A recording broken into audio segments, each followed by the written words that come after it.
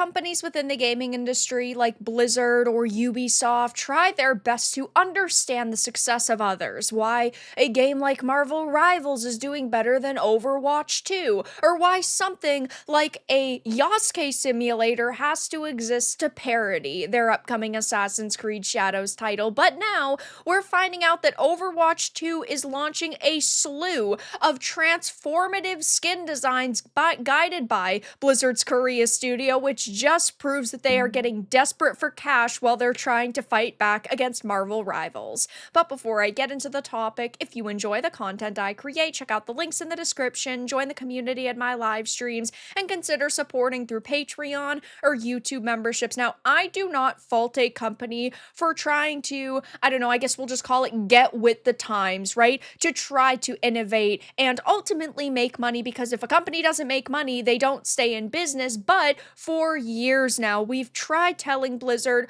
what we do like about Overwatch and Overwatch 2, which really is just Overwatch 1.5, and what we don't like about it. And since the launch of Marvel Rivals, there has been this big competition that clearly Rivals has been straight up winning. Before the game even came out, people that were affiliated with Blizzard in the past, like Mike Ybarra, had said, oh, I can't believe they do something like copy Widowmaker with Black Widow, even though Black Widow was a character that existed way before Widowmaker. And sure, there are some abilities within Marvel Rivals that are similar to Overwatch 2, but it's not like Overwatch 2 came up with, I don't know, a healing stream for a character like Mercy, or damage and heal life or death orbs with a character like Moira, or, you know, characters that are just simply run-and gunners, right? They just took concepts and adapted them really well, and I was a big fan of Overwatch 1. I never really got into Overwatch 2 because, again, it was just Overwatch 1.5, and I was not happy with what Blizzard was doing. They let everybody down. And when Rival came out, yeah, I mean, I switched that as my main, like, hero shooter, and it is a fantastic experience. And one reason why I like it so much are the character designs. I think that they all look really stunning. I think most of them look cool. And yeah, like, the Marvel IP is absolutely massive. There are tons of characters that they can draw from their pool. There are lots of different maps that they could, like, adapt from comics. Really great source material there that they have to work with. But some of these skins have been a major issue for people out there. There are journalists who have attacked Marvel Rivals because of the hunky masculine male designs and the very sexy feminine female designs.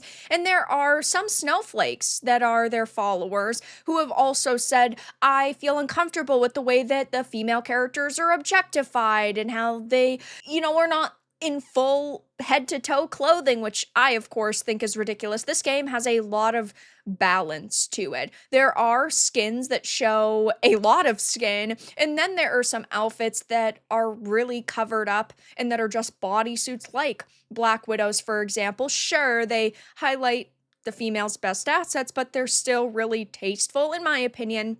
And now it just appears that Blizzard's Korea studio is going to be trying their best to almost copy Rivals, or at least take some inspiration from it, because they see how successful that game is doing and they want in on the dough. It says, back in 2023, Overwatch harnessed the dread power of K-pop, releasing a collaboration with Les Seraphim that included a debut song, 5 hero skins, and a new game mode. A lot has changed in the past couple of years, but one thing that has stayed steadfast is the Overwatch team's love for K-pop collabs, as we'll be getting a whole new event next week. I don't really think it's their love for collabs, it's their love for potentially making money, which I don't blame them for, but this timing is very funny because I don't think that that first collab went the way that they would have expected it to, or you'd think that there would also be one in 2024, but now we're one whole quarter into 2025 and they're trying it yet again when they see another game is doing pretty good and there are characters that are designed similarly.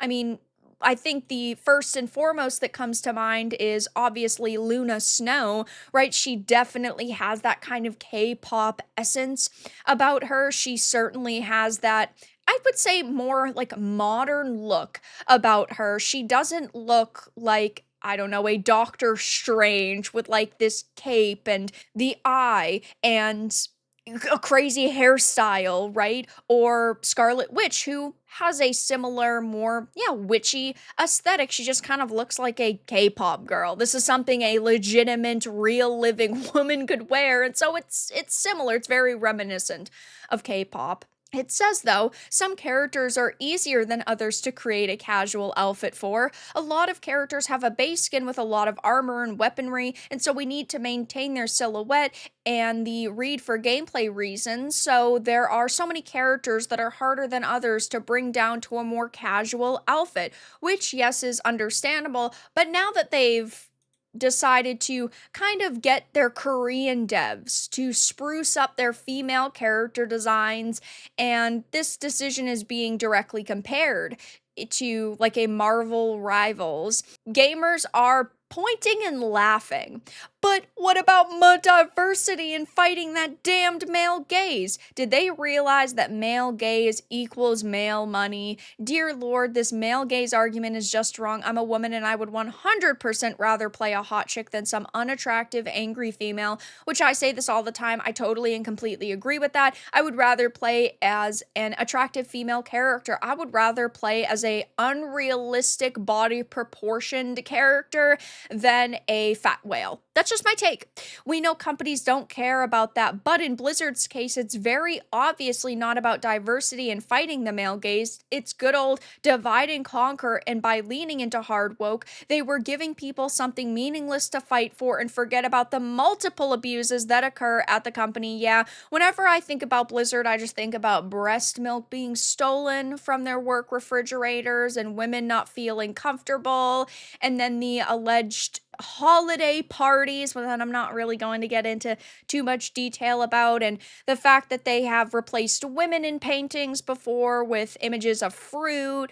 Like, they don't actually care, they're just virtue signaling. So you think that they are changing as a company, and you think that they are holier than thou, when really they're just degenerate like many other companies. Blizzard had literal gold with the OG Overwatch, and they messed that up. Yeah, I completely agree. I used to love Overwatch. I put so much time and effort into that game, and then they just decided to kind of shy away from everything that made it popular, and then release Overwatch 2, which did not feature things like the story mode, which we were expecting, the PvE mode, and that was just really heartbreaking. And now it's like they're seeing other studios be praised and ultimately making a lot of money for nicer designs, and they're saying, you know what, we need to get back in on that. Look at South Korean development studios and games like The First Descendant or Stellar Blade. Then you have Chinese developers like with Black Myth Wukong. There were definitely some pretty ladies in that game. Wu Chang Fallen Feathers has a lot of hype behind it.